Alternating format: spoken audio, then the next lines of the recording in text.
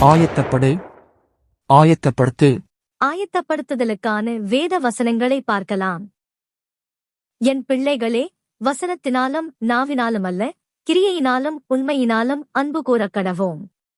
இனிய சொற்கள் தேன்கூடு போல் ஆத்துமாவுக்கு மதுரமும் எலும்புகளுக்கு ஔஷதமுமாகும். கர்த்தாவே, யாரும்முடைய கூடாரத்தில் தங்குவான்? யாரும்முடைய பரிசுத்த பர்வதத்தில் வாசம் பண்ணுவான்?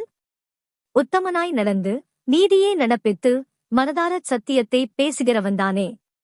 அவன் தன் நாவினால் புறங்கூறாமலும் தன் தோழனுக்கு தீங்கு செய்யாமலும் தன் அயலான் மேல் சொல்லப்படும் நிந்தையான பேச்சை எடுக்காமலும் இருக்கிறான். உன் நாவைப் பொல்லாப்புக்கும் உன் உதடுகளைக் கபட்டு வசனிப்புக்கும் விலக்கிக் காத்துக்கொள்.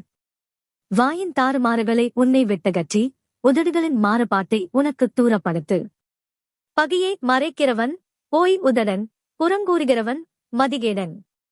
சொற்களின் மிகுதியில் பாவமில்லாமற் போகாது, தன் உதடுகளை அடக்குகிறவனோ புத்திமான்.